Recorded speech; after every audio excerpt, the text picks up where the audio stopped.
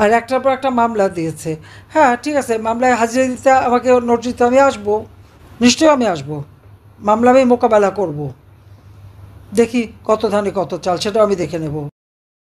বেআইনি আদালতে আমাকে শাস্তি দেয় কি আমি আদালতের অবমাননা করেছি? আরে আদালত কই যে অবমাননা? অবৈধভাবে ক্ষমতা দখলকারী, তাদের আবার অবমাননা? তার মান সম্মান জ্ঞান আছে? আত্মসম্মান বোধ আছে? কিছুই নাই। চরম বেহায়ের মতো ক্ষমতায় বসে আছে, লজ্জা সরমও নাই। এটা হলো বাস্তবতা। আজকে যারা অর্বাচীনের দল বলে আওয়ামী লীগ রাখবেন, আওয়ামী লীগ শেষ করবে, তা আওয়ামী লীগ শেষ করলে বাংলাদেশের অস্তিত্ব থাকে না। বারবার তো আমাকে হত্যার চেষ্টা করা হয়েছে, আল্লাহ যে যাই হোক আমাকে বারবার বাঁচিয়ে দিয়েছে।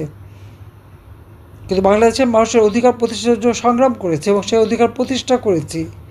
আর এই বাংলাদেশকে, যেখানে একটা নির্বাচিত সরকার আমি পূর্ণ করতে পেরেছিলাম এবং শান্তিপূর্ণ ক্ষমতা হস্তান্তর, বাংলাদেশের ইতিহাসে একবারই শান্তিপূর্ণভাবে ক্ষমতা হস্তান্তর হয়। আমরা মানুষ হত্যা করে ক্ষমতা আসে নাই। আওয়ামী লীগ যতবার ক্ষমতা এসেছে জনগণের ভোটে এসেছে। আজকে দেখলাম আমার বিরুদ্ধে কি শাস্তি দিয়েছে 6 মাসের জেল। কেন? আমি আদালত অবমাননা করেছি। আদালতটা কোথায়? আমাদের সেটাই প্রশ্ন। যে যুদ্ধ অপরাধীদের বিচারের জন্য 1973 সালে পার্লামেন্টে ওই আইসিটি আইন পাশ হয়, যুদ্ধ অপরাধীদের বিচারও শুরু হয়। জিয়াউর রহমান এসে এই বিচার বন্ধ করে দিয়ে কারাগার থেকে সবাইকে মুক্ত করে। গোলাম আজম পাকিস্তানি পাসপোর্ট ছিল, কোনোদিন বাংলাদেশের পাসপোর্ট নেয়নি। ওই পাসপোর্ট নিয়ে পাকিস্তানে চলে গিয়েছিল, ওই পাসপোর্ট নিয়েই ফেরত এসেছিল। আর মতিউর রহমান নিজামী থেকে শুরু করে যে কয়জন সাজাপ্রাপ্ত, এরা তখন যুবক ছিল। নারী নির্যাতন থেকে শুরু করে মেয়েদের ধরে ধরে পাকিস্তানের ক্যাম্পে দেওয়া, আমাদের সমস্ত বুদ্ধিজীবীদের হত্যা করা, সব কিছুর সাথে এরা জড়িত ছিল, সব কিছুর সাথে জড়িত ছিল। না পরে না বয়স টয়স বেড়েছে, সুন্দর দাড়িটাড়ি হয়েছে এবং নুরানি চেহারা হয়েছে, কিন্তু এই চেহারা তখন ছিল না। এখনকার ছেলেপেলে জানবে? তাদের তো জন্ম হয়নি, জানবে কোত্থেকে? তখন এরা তো রীতিমতো জঙ্গি। পাকিস্তানি হানাদার বাহিনীর সাথে হাত মিলিয়ে যে গ্রামের পর গ্রাম তাদেরকে পথ দেখে নিয়ে গেছে, আগুন দিয়ে জ্বালিয়ে পুড়িয়ে ছারখার করেছে। 3 কোটি ঘর বাড়ি জ্বালিয়ে পুড়িয়ে ছারখার করেছিল। এমনও গ্রাম আছে যেখানে শুধু বিধবাই ছিল, কোনো পুরুষ ছিল না। যে সমস্ত নারীদেরকে ক্যাম্পে রেখে দিনের পর দিন পাশবিক অত্যাচার করে, অনেকে সুইসাইড করেছিল বলে তাদের কাপড়টা পর্যন্ত পরতে দিত না। তাদেরকে যখন উদ্ধার করা হয়, কি দুর্বিষহ অবস্থা তাদের। কেউ প্রেগনেন্ট, কেউ ক্ষতবিক্ষত শরীর, অর্ধ উলঙ্গ। ভারতের এক শিখ সৈন্য এদেরকে উদ্ধার করেছে। সব উদ্ধার করার সময় গিয়েছিল আমাদের মিত্রবাহিনী হিসেবে। তাদের মাথায় যে পাগড়িটা থাকে, ওই পাগড়িটা খুলে দিয়ে সেই আর ওই আইসিটিতে আমাদের বিচার করে যে আমি নাকি কি কোর্ট অবমাননা করেছে। কি অবমাননা করেছে আমার বিরুদ্ধে? ওই সময় যে সময় আমি কথাটা বলেছি তখন আমার বিরুদ্ধে 227টা মামলা, সব নাকি মার্ডার কেস। তা যে ভালোই হতো, আমি কোনো মার্ডার করি নাই, মার্ডার তো ওরা করেছে। আজকে তো তার প্রমাণ হলো যে আমাদের ইউনূস সাহেবের এক উপদেষ্টার কাছে ম্যাগাজিন পাওয়া গেল। অস্ত্র না থাকলে ম্যাগাজিন থাকে কিভাবে? এই তো তাদের নীতি আদর্শ। আর এই আদর্শ নিয়ে এই যে ছেলেমেয়েদেরকে বিভ্রান্ত করেছে। আজকে ছাত্রছাত্রীরা উপলব্ধি করতে পেরেছে যে হ্যাঁ, তাদেরকে কিভাবে বিভ্রান্ত করেছে এরা। যখনই এই কোটা আন্দোলন, যে কোটা তো নাই, কোটা তো 2018 সালে যখন তারা আন্দোলন করে তখনই তো আমি বাতিল করে দিয়েছিলাম। কোর্ট একটা রায় দিয়েছে, সেই রায়ে আবার পুনর্বাসন হওয়ার সাথে সাথে সরকারের পক্ষ থেকে আবেদন করে সেটা স্থগিত করা হয়েছে। তারপরে আন্দোলন কিসের? আর এই যে তারা বসলো আন্দোলন করতে, 14 জুলাই পর্যন্ত তো তাদেরকে একটা টোকাও পড়েনি। যখন মেট্রো রেলে আগুন, এক্সপ্রেসওয়েতে আগুন, পুলিশকে মারা, আওয়ামী লীগ নেতাকর্মীকে মেরে ঝুলিয়ে রাখা, এই গাজীপুরের জুয়েলকে মেরে ঝুলিয়ে রেখেছিল না? ঝুলিয়ে রেখে তাকে হত্যা করেছে না? আবার ঝিনাইদহ শহর আওয়ামী লীগের সেক্রেটারি থেকে শুরু করে কত অগণিত লোককে তারা হত্যা করেছে। একটা থানায়, ঢাকা শহরে কয়টা থানা আগুন দিয়ে পুড়িয়েছে, পুলিশকে পুড়িয়ে মেরেছে, লাঠি দিয়ে পিটে পিটে মেরেছে, র্যাবের অফিসারদের মেরেছে পিটিয়ে। এমনকি গণভবনে আমার যে পাইলট, মোটরসাইকেল যে পাইলট যেত, তাকে পর্যন্ত হত্যা করে ফেলে রেখেছে। আর এদেরকে আবার ইনডেমনিটি দেওয়া হয়েছে। হত্যাকাণ্ড তারা করে, মামলা সব আমাদের বিরুদ্ধে, মিথ্যা মামলা, আর সব মামলা আওয়ামী লীগের বিরুদ্ধে। আর যারা এই হত্যাকাণ্ড করলো, যারা আপনাও, তাদেরকে দায় মুক্তি দেওয়া হয়েছে। দায় মুক্তি দিয়ে একটা কাজ ভালো করেছে, এরা যে অপরাধী, এটা তো এভিডেন্স। অপরাধী না হলে দায় মুক্তি দেবে কেন? বিনা অপরাধী তো দায় মুক্তি দেয় না। বঙ্গবন্ধু শেখ মুজিবকে যারা হত্যা করেছিল, পুরো পরিবারকে, তাদেরকে দায় মুক্তি দেওয়া হয়েছিল। আর এই 2024 সালে 15ই জুলাই থেকে যত হত্যাকাণ্ড এবং যত জ্বালাপড়াও, তাদেরকে দায় মুক্তি দেওয়া হয়েছে। এবং এটা ডক্টর ইউনূস দিয়েছে। এবং সব কিছু পিছনে তো ডক্টর ইউনূস, আজকের থেকে না, সে 2001 সাল থেকে তার ক্ষমতার লোভ, 2007 সালে ক্ষমতার লোভ বাড়লো, দল করতে এসে ব্যর্থ হলো। আর আমাদের বিরুদ্ধে মামলা, আমার বিরুদ্ধে 227টা মামলা যখন দিয়েছে, আমি বলছি আমি তো খুন করি নাই, তো এখন 227 জনের তালিকা করে রাখো, আমার খুন করার একটা লাইসেন্স পেলাম। এটা নাকি আদালত অবমাননা। তখন আদালতে কি কোর্ট মামলা গেছে? কেস কি শুরু হয়েছে? শুরু তো হয়নি। আর এই আইসিটি আজকে যে আদালত বসিয়েছে, আইসিটির মূল যে আইন, সেই আইন এক্সিকিউটিভ অর্ডারে সংশোধন করেছে। সংশোধন করবার অধিকার তাদের কে দিয়েছে? আমার প্রশ্ন সেটা। আজকে ওই চিফ প্রসিকিউটর এবং যারা এই উপদেষ্টা আছে, আইন উপদেষ্টা আসিফ নজরুল থেকে শুরু করে ইউনূসকে আমি জিজ্ঞাসা করি, তাদের জবাবদিহি করতে হবে। তাদের কি লিগ্যাল রাইট আছে? জনগণের ভোটে নির্বাচিত হয়ে ক্ষমতা এসেছে? সংবিধান মোতাবেক ক্ষমতা এসেছে? না, ক্ষমতা এসেছে জঙ্গিদের দ্বারা। জঙ্গিদেরকে মুক্তি দিয়ে জঙ্গিদের দ্বারা ক্ষমতা দখল করেছে। অবৈধভাবে ক্ষমতা দখলকারীর আবার অধিকার কি থাকে বিচার করার? আর এই আইসিটিতে বিচার, সিআরপিসিতেও মামলা দিয়ে রাখছে, আবার আইসিটিতেও বিচার। একই অপরাধীদের দুই জায়গাতে বিচার হয় না? যখন আমি যখন যুদ্ধ অপরাধীদের বিচার করেছি ওই 73 সালের আইসিটিতে, তখন যারা এই অপরাধীদের সাথে ডিফেন্সে ছিল, ডিফেন্স লিস্টে, আজকে তারাই চেয়ারম্যান, তাদেরই একজন চেয়ারম্যান, তাদেরই একজন চিফ প্রসিকিউটর, তারাই সব। এটা তো আন্তর্জাতিকভাবে কোনোদিন স্বীকৃতি পায় না, সম্পূর্ণ বেআইন এটা। আচ্ছা, এই বেআইনি আদালতে আমাকে শাস্তি দেয় কি আমি আদালতের অবমাননা করেছি? আরে আদালত কই যে অবমাননা? অবৈধভাবে ক্ষমতা দখলকারী, তাদের আবার অবমাননা। তার মান সম্মান জ্ঞান আছে? আত্মসম্মান বোধ আছে? কিছুই নাই। চরম বেহায়ের মতো ক্ষমতায় বসে আছে, লজ্জা শরমও নাই। এটা হলো বাস্তবতা। আর একটার পর একটা মামলা দিয়েছে। হ্যাঁ, ঠিক আছে, মামলায় হাজিরা দিতে আমাকে নোট দিতে আমি আসবো, নিশ্চয়ই আমি আসবো, মামলা আমি মোকাবেলা করব।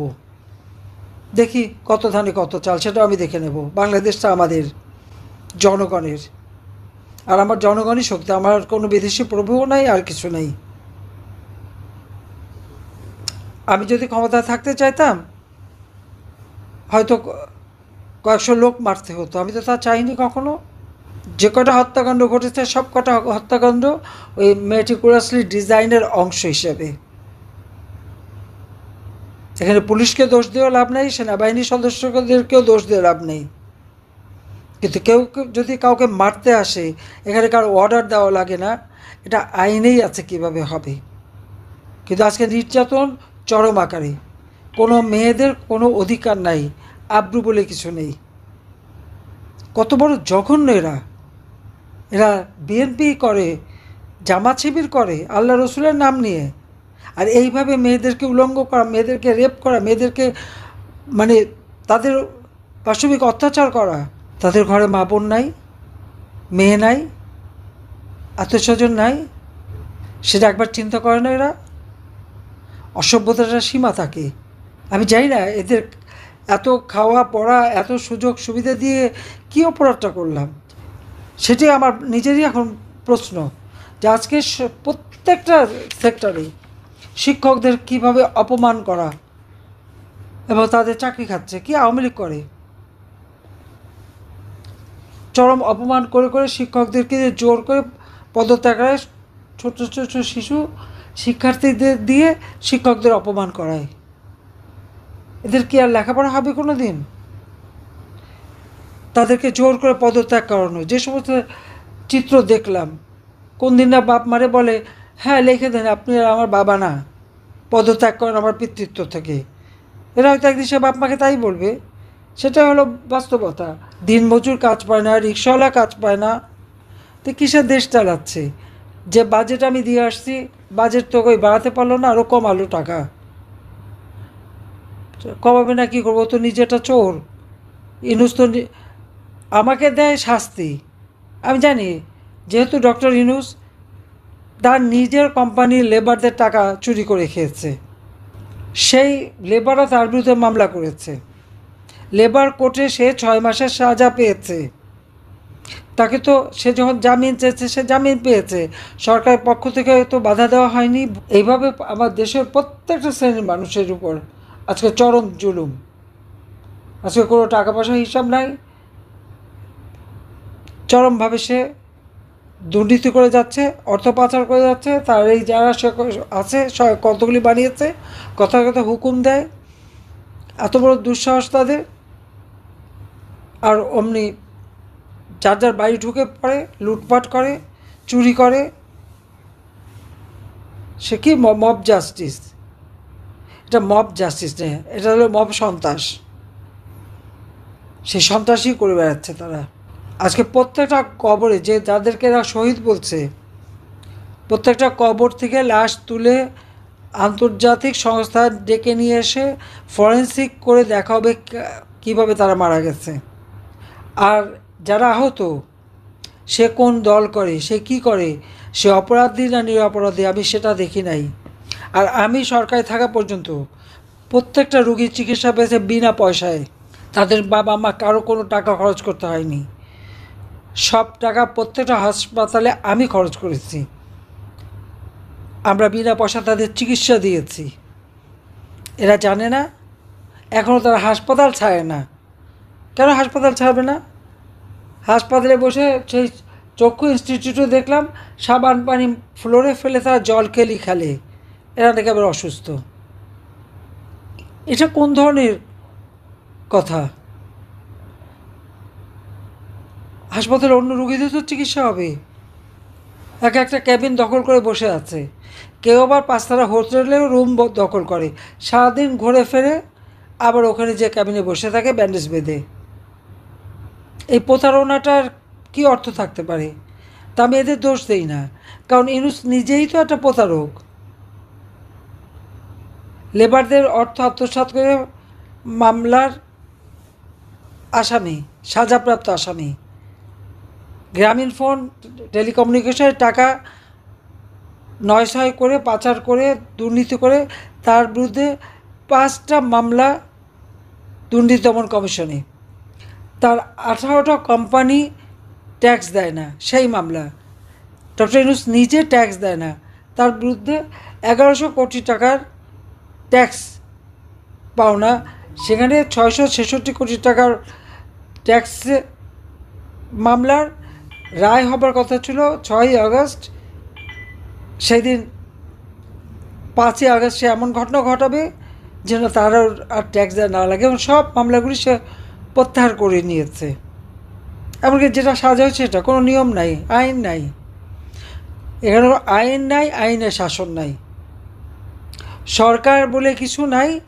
ক্ষমতা দখলকারী কতগুলি সান্ডা গুন্ডা পান্ডা আছে, দেশটাকে শেষ করে দিচ্ছে, ধ্বংস করে দিচ্ছে। গ্রামে গঞ্জে সব জায়গায় মানুষের নিরাপত্তা নাই, নারীদের নিরাপত্তা নাই। শিশু নারী প্রতিদিন ধর্ষিত হচ্ছে, ছেলেকে পায় না, বাবাকে মারে, মাকে মারে, মাকে মেরে হত্যা করে, মাকে পিটে করে। ওদের মা নাই? 2 দিন পর যদি ওদের মাদের পিটাতে শুরু করে তখন কোথায় যাবে? কীভাবে ঠেকাবে? ঘর বাড়ি তো জ্বালিয়ে পুড়ে ছাড়খাড়, তাদেরও তো বাড়িঘর আছে।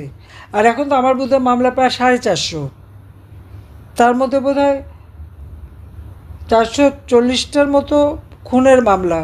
আজকে যারা এই দেশ শাসন করে তাদের শাসন করার কোনো অধিকার নাই। অন্যায়ভাবে অবৈধভাবে জঙ্গিদের দিয়ে দেশ দখল করেছে। এই দেশ আমার বাবা বা জাতির পিতা বঙ্গবন্ধু শেখ মুজিবুর রহমান স্বাধীন করে দিয়ে গেছেন, আর তাকে অপমান করা হয়, অবমাননা করা হয়। আর আওয়ামী লীগকে নাকি কোনো কার্যক্রম বন্ধ, নিষিদ্ধ করা হয়, ছাত্রলীগ নিষিদ্ধ করা হয়। এই ডক্টর ইউনূস একটা অবৈধ ক্ষমতা দখলকারী, তার প্রত্যেকটা হুকুম, প্রত্যেকটা অর্ডার অবৈধ। তাদের দেশ চালাবার কোনো বৈধতা নাই। অস্ত্র হাতে নিয়ে জঙ্গিদের ছেড়ে দিয়ে আওয়ামী লীগ নেতা কর্মীকে গ্রেপ্তার করে বন্দি করে রেখে মিথ্যা মামলা দিয়ে তাদের হয়রানি করা হচ্ছে। আজকে প্রায় 4-5 লাখ লোক আমাদের অ্যারেস্ট করেছে এবং তাদেরকে কারাগারে যে কঠিন অবস্থার মধ্যে রাখছে, এবং প্রতিনিয়ত কারাগারে তারা মানুষ হত্যা করে যাচ্ছে, জেল হত্যা করছে। কাজে এখন আর সময় নাই। এদেরকে ক্ষমতার থেকে হটিয়ে দেশকে বাঁচাতে হবে, দেশের মানুষকে বাঁচাতে হবে। এবং আন্তর্জাতিকভাবেও দেশের কোনো সম্মান সে রাখতে পারে নাই। আজকে সে কীভাবে দেশকে অবমাননা করছে সেটা নিজেই দেখতে পারেন। আর 10 মাসের মধ্যে 11 বার খালি বিদেশেই গেছে। এতবার বিদেশে এত টাকা খরচ করে যেয়ে কী অর্জন করে আসছে? দেশের জন্য কোন সম্মান নিয়ে আসছে? এক পয়সা বিনিয়োগও আনতে পারেনি। অর্থনীতি ধ্বংস, রাজনীতির ধ্বংস, সাংস্কৃতিক অবস্থান ধ্বংস, সামাজিক নিরাপত্তা ধ্বংস, সমস্ত দেশটাকে ধ্বংসস্তূপে পরিণত করেছে। কাজে ধ্বংসের হাত থেকে দেশকে রক্ষা করার জন্য যার যা কিছু আছে, যে যেভাবে পারবে, সকলে এক হয়ে প্রতিবাদ করে এদের হাত থেকে দেশকে রক্ষা করতে হবে। সাধারণ মানুষের কাছে যেতে হবে, মানুষের পাশে দাঁড়াতে হবে এবং মানুষকে সাথে নিয়েই পথে নামতে হবে। কাজে সেই আহ্বানই আমি জানাচ্ছি সবাইকে। আমি আছি আপনাদের সাথে, আমি যেখানে থেকে আমি আসছি। হ্যাঁ, একটা সুবিধা হয়েছে, যেখানে আছি বলে কথা বলতে পারছি। 2007 জোর করে দেশে ফিরেছিলাম, এরপরে তো বন্দি করে রেখেছিল, আর কথা বলতে পারিনি। কিন্তু এবার সেই জন্য বাইরে থেকে সবার সঙ্গে কথা বলতে পারছি। কাজে আমি আছি, সব ধরনের সহযোগিতা আমি করে যাব। কিন্তু আমাদের দেশটাকে, দেশের স্বাধীনতা সার্বভৌমত্ব রক্ষা করতে হবে, গণতান্ত্রিক ধারা রক্ষা করতে হবে। একমাত্র আওয়ামী লীগই গণতান্ত্রিক ধারা দিয়েছে বাংলাদেশে, এটা তাদের মনে রাখা উচিত। 2009 সাল থেকে 2024 সালের এই আগস্ট মাস পর্যন্ত বাংলাদেশের গণতান্ত্রিক ধারা অব্যাহত ছিল। আর সেই গণতান্ত্রিক ধারাকে নস্যাৎ করে অবৈধ ক্ষমতা দখল করার পালা শুরু করলো ডক্টর ইউনূস।